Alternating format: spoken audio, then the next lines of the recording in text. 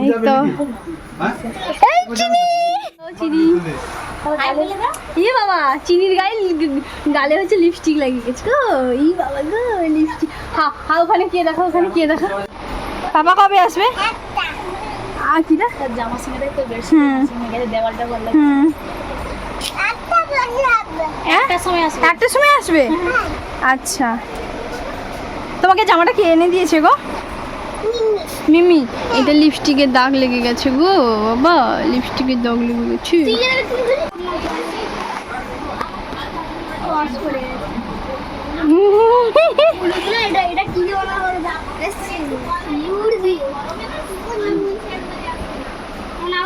দাদাকে বলো তুমি ভালো আছো দাদাকে জিজ্ঞেস করো চিনি দাদাকে জিজ্ঞেস করো বলো তুমি ভালো আছো হ্যাঁ বাবু বল ভালো আছিস ভালো আছি সেদিকে না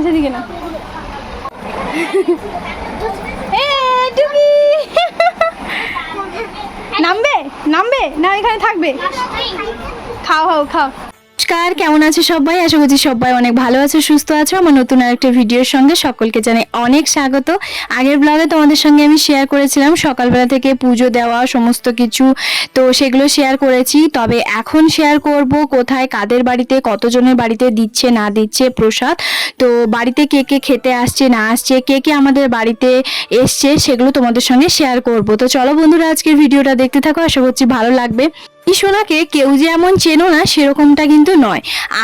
অনেক আগে আমি যখন মাসির বাড়িতে গেছিলাম, তো সেবার যখন বাড়ি এসেছিলাম তখন কিন্তু তোমরা চিনিকে ভীষণ পরিমাণে পছন্দ করেছো, ভালোবাসা দিয়েছো, তার জন্য অনেক ধন্যবাদ। জন্মের পর এই প্রথমবার চিনি সোনা আমাদের বাড়িতে এলো, এটাই একটা বিশাল বড় ব্যাপার, কারণ জন্মের পর চিনি একবারও আমাদের বাড়িতে আসেনি, এই যে প্রথম এসছে।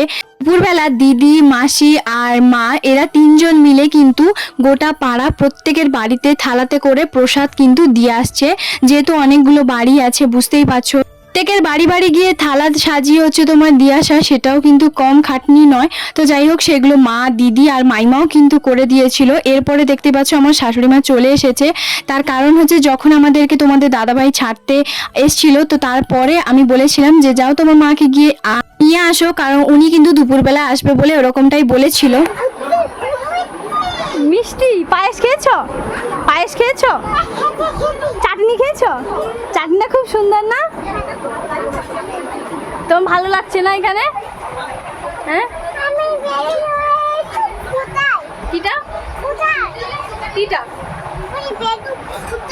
না বেলুন আর নেই, বেলুন এখন সবাই খেতে বসছে না, সবাই এখন বকবে। তো মাথাটা কে বেঁধে দিয়েছে?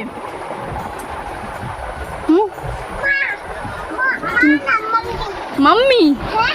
হ্যাঁ তুমি তো পুরো ঘেমে গেছো গো।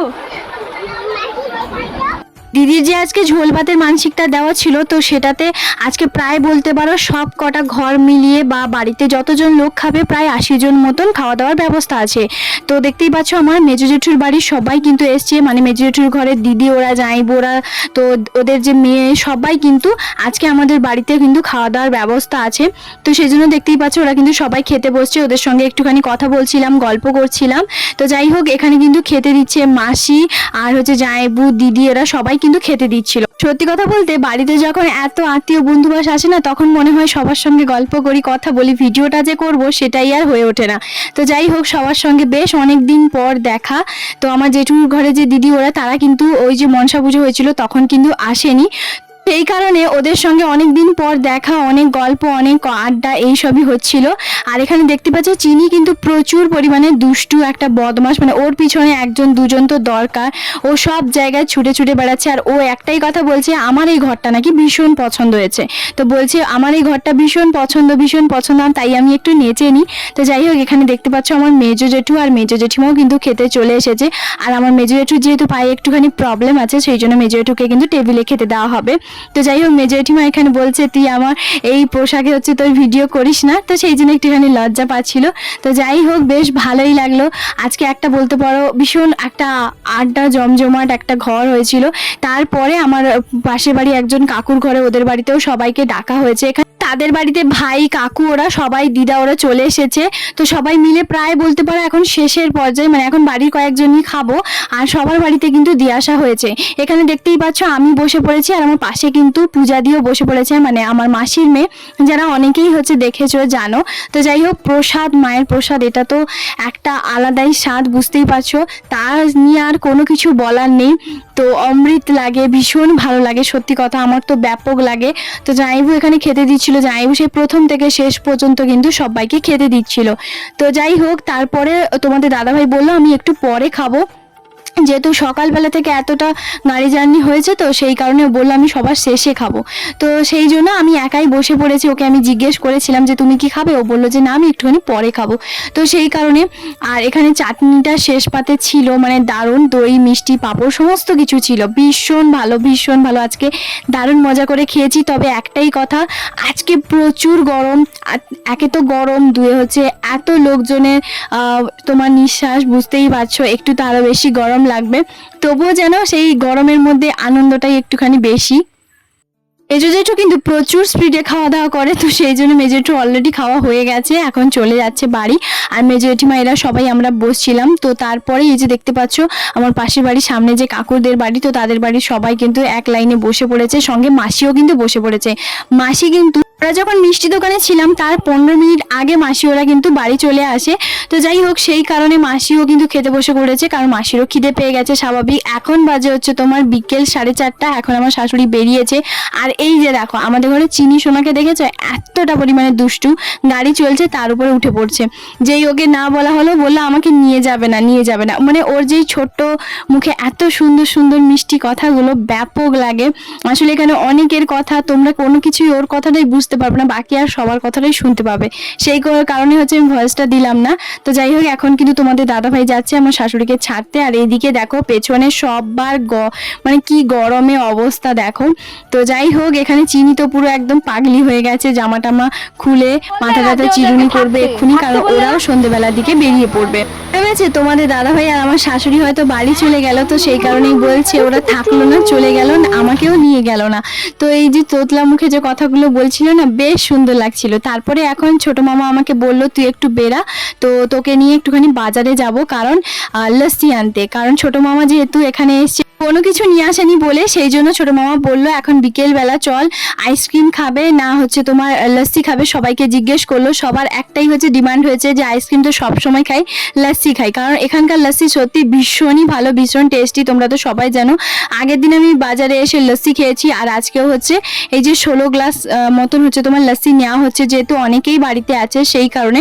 আর লস্যি কিন্তু তোমাদের কার কার ভালো লাগে আমাকে কিন্তু অবশ্যই কমেন্ট করে জানিও। এখন তো লস্যি সমস্ত কিছু রেডি করা থাকে আমুলে, তো আগে তো কলা বরফ এইসব হচ্ছে তোমার দিয়ে ভালো করে করতো, তবে এখনও কিন্তু ব্যাপক টেস্ট থাকে, টেস্টে খারাপ তা কিন্তু নয়। আর লস্যি আমার বরাবরের জন্য ভীষণ প্রিয়, এই কারণে এখানে দেখতে পাচ্ছ আমি আর ছোট মামা দুজন মিলে বাজারে চলে এসেছি এখন লস্যি নিতে। এখন এই লস্যিটা নেব, সোজা যাব বাড়ি, কারণ হচ্ছে সবাই হচ্ছে বসে আছে বাড়িতে, অপেক্ষা করছে যে কখন ঠান্ডা ঠান্ডা লস্যি আসবে আর সবাই খাবে। এতগুলো লস্যি যখন একসঙ্গে সাজানো হয়ে আছে না, মনে হচ্ছে যেন সবগুলোই খেয়ে নিই, তবে সবগুলো তো খাওয়া তো যায় না, তবে দেখতে ভীষণই ভালো লাগছিল। তবু আমি বলবো আমি একসঙ্গে 2-3 গ্লাস আরামসে খেয়ে নেব, আমার এতটাই পছন্দের। আমি যখনই আসি সেই ছোট্টবেলা থেকে এখানকার লস্যি হচ্ছে প্রথম থেকে খাই, আর এখনো পর্যন্ত বিয়ের পরেও কেন আমি এখানেই হচ্ছে তোমার লস্যিটা খাই, কারণ এখানকার লস্যিটা আমার বেশি ভালো লাগে। আমি অন্য কোথাও লস্যি, মানে আমাদের পটাশপুরে কোনো জায়গায় আমি ট্রাই করিনি, আমি এখানেই প্রথম থেকে খাই, সেই জন্য আমি যখনই আসি দাঁড়িয়ে পড়লেই জানে যে ওর লস্যি খেতেই এসছে, তো সেই জন্য আমাকে লস্যিটা দিয়ে দেয়। আর এখানে দেখো কত সুন্দর করে একদম প্যাক ট্যাক করে দিয়েছে। আমরা কিন্তু বাড়ি চলে এসেছি, আর বাড়ি এসে যখন দেখি বাবা আর তোমাদের দাদাভাই গেছিল বাজারে, কারণ চিনি সোনা যেহেতু আমাদের বাড়িতে প্রথম এসছে, তো তার জন্য হলুদ কালারের এই ড্রেসটা কিন্তু মা বাবা দুজনই হচ্ছে ওকে এনে দিল। আর দেখতে পাচ্ছ নতুন জামাটা পরে কতটা পরিমাণে খুশি, লম্বা যে ওই যে আয়নাটা আছে আয়নার সামনে কত ঢং করছে দেখতেই পাচ্ছ। সত্যি কথা বলতে ও নতুন কোনো ড্রেস পরলে নাকি এইভাবেই করে, আর ওর জামাটা নাকি ভীষণ পছন্দ হচ্ছে, ভীষণ। তোমাদের কেমন লাগলো অবশ্যই জানিও। ছোট ছোট বাচ্চাকে না এইভাবে ফ্রক পরালে ব্যাপক লাগে, আর জামাটা সত্যি কথা বলতে ব্যাপক স্টাইলও, আমার তো বেশ পছন্দ হয়েছে। এবারে নতুন জামা যেহেতু পরেছে, ওর কত রকম রঙ্গ ভঙ্গি এগুলো তো দেখতেই থাকবো। তো আজকের মতন এই পর্যন্তই, দেখা হবে আবারও একটি নতুন ব্লগে। সবাই খুব ভালো থাকবে, সুস্থ থাকবে, টাটা।